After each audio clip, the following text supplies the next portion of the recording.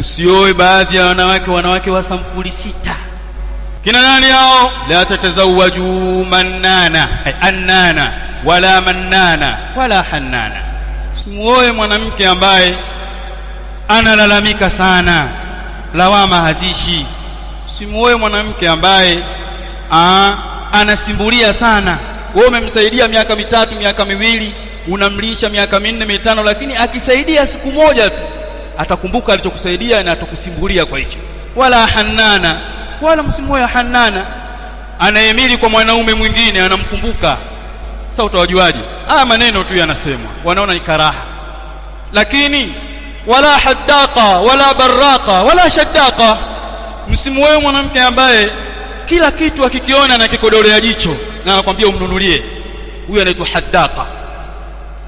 Wala barraqa, wala msimuoe mwanamke ambaye yeye kutwa yuko kwenye dress table anajiangalia, anajikwatua tu uso, hana kazi nyingine ni hiyo, takusumbua.